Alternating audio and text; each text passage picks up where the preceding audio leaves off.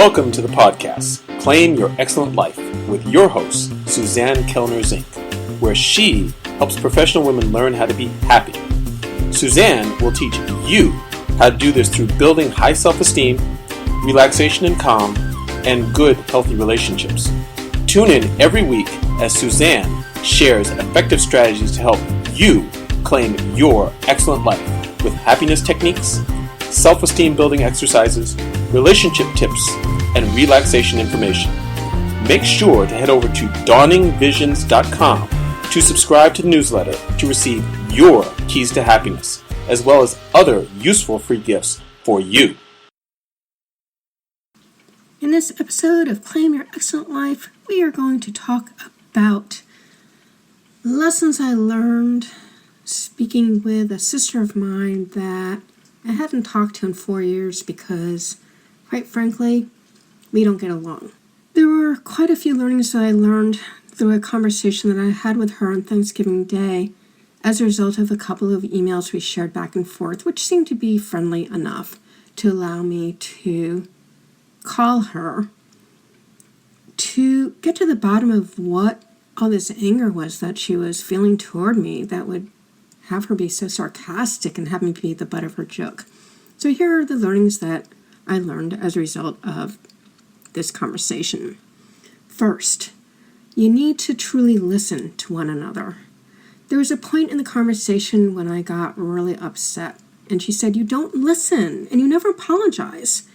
And I told her, I apologized 2 times during this conversation, and thankfully, she didn't sit there and tell me I didn't do that. She actually acknowledged it and said she just didn't hear me. So if you're going to communicate, listen to what each is saying, because these conversations can be rather hard. Second, one of the issues that I have with this particular sister is that she can be rather opinionated. She can sound rather demeaning and judgmental in her tone of voice, and it puts me on the defensive, especially when she's talking about my history with manic depression. I call it a history because I haven't had symptoms, as I explained to her, since I did my timeline therapy with Tad and Adriana James back in February of 2004. I've been off medication since. I explained to her, if you have no symptoms, you have no illness.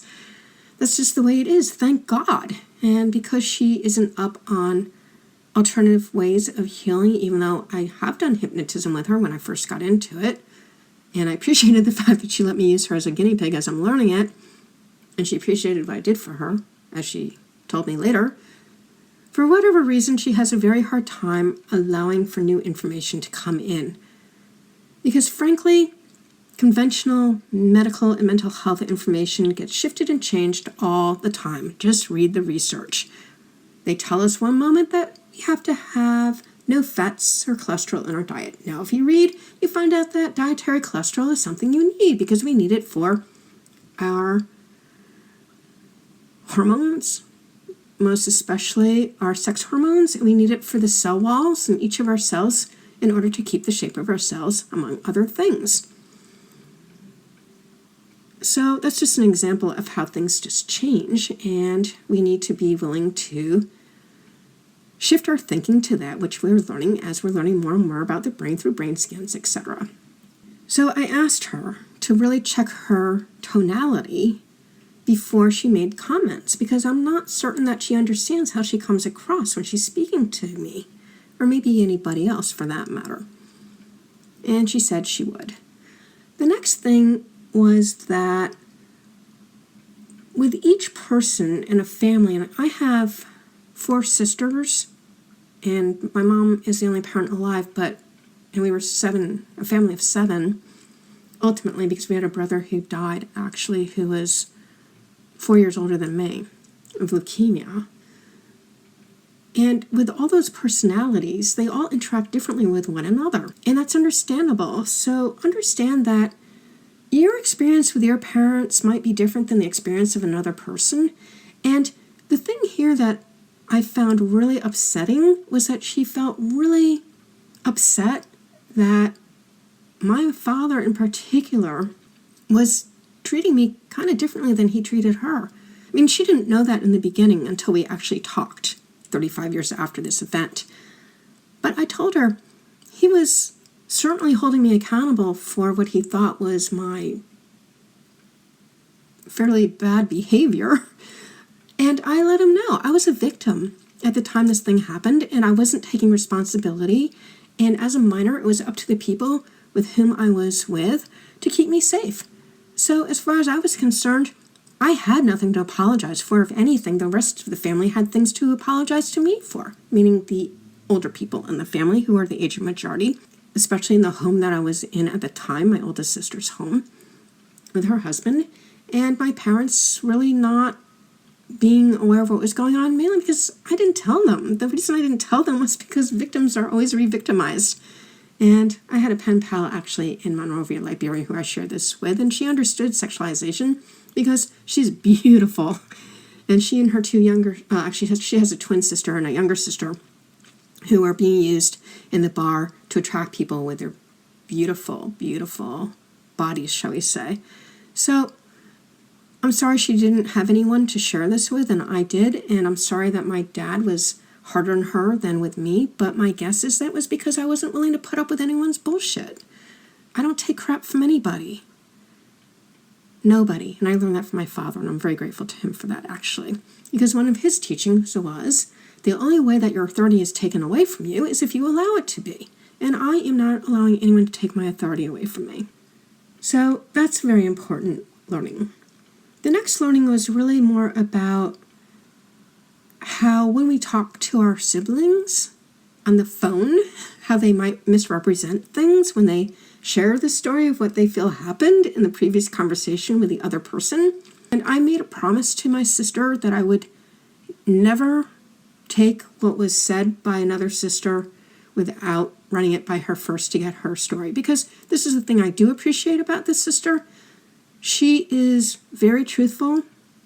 She'll say things the way that she sees them, and she'll just say the truth, the way that she feels it. And I can't ask for more clear communication than that, and I appreciate that about her. The next thing was really about not thinking that you know more than another about certain subject matter. Or even more so, we had an argument about something that I've been studying for a few years at the time that we had this big, huge argument. And she was in my face about a bunch of crap about it. And that wasn't really what the issue was about. Not really.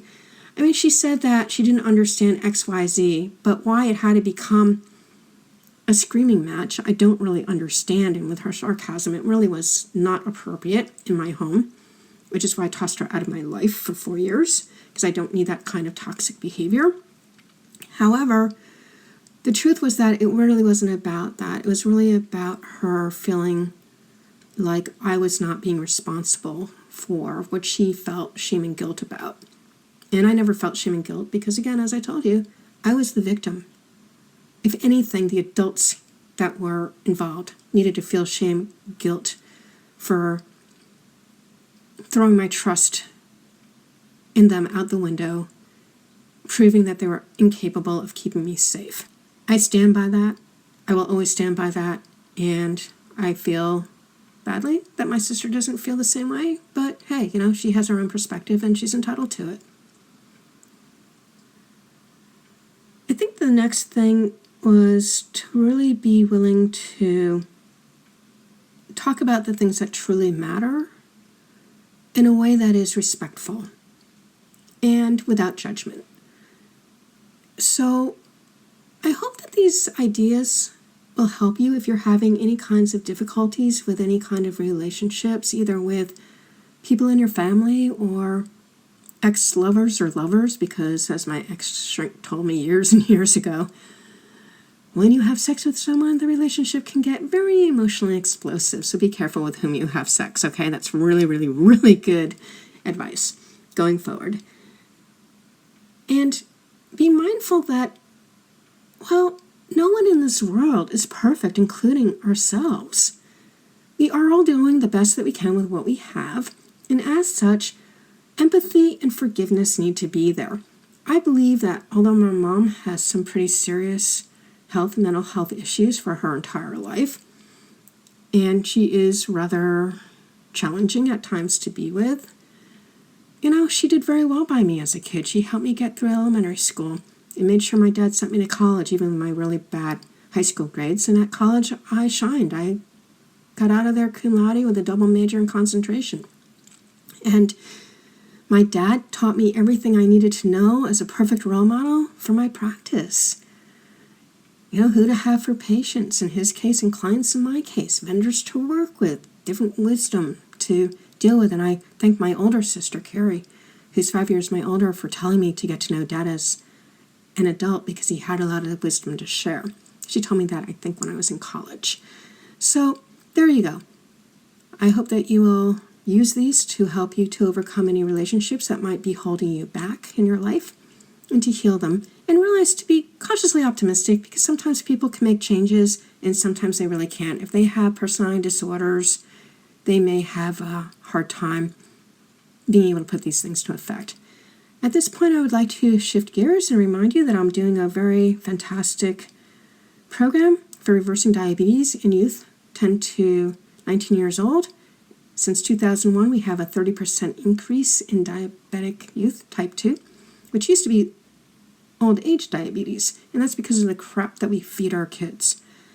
Parents need to be there, and if there's a parent with a partner and they're not married, by all means, you all need to be there, because when you go home, you're going to need to work with your youth to have the appropriate foods in the house, the appropriate mindset. We're going to have medical professionals, mental health professionals, people who understand food and supplementation there to explain things as well.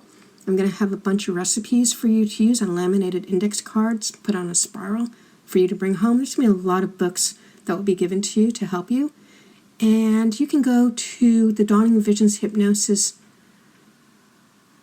Mind-Body application on your iPhone or iPad. You might have to download the Mind-Body application, and then you put in Dawning Visions Hypnosis, and there's a disappearing discount that's going to start at $11.70 and then go up to $12.70, $13.70, and then $14.70, and that's per person. Breakfast and lunch are included in the deal as well. And there will be an extra payment for the third day, for VIP day. So that's going to be May 13th and 14th and 15th for the VIP day. There will be more information coming out as I get a sales page together as things get more locked in. We're also going to have an American Indian come in and talk about his issues with being overweight and the environment and why that matters.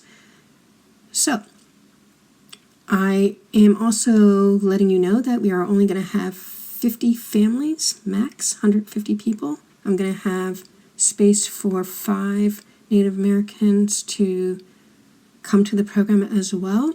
So it's going to be a rather small group, so we have time to spend with each of you to make sure that you get the results for the time that you're spending with us. I thank you for spending your time with me. Until next time. If you have enjoyed Claim Your Excellent Life, we'd really appreciate it if you go over to iTunes and give it a 5-star review.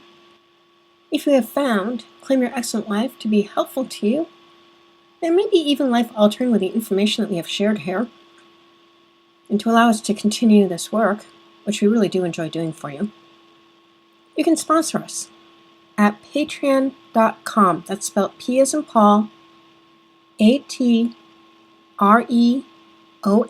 as in Nancy.com. Again, that's P as in Paul, AT as in Tom, REON as in Nancy.com, where there's a few different levels of sponsorship that you can choose from to help us to continue doing this work. We thank you for any assistance that you are able to give us.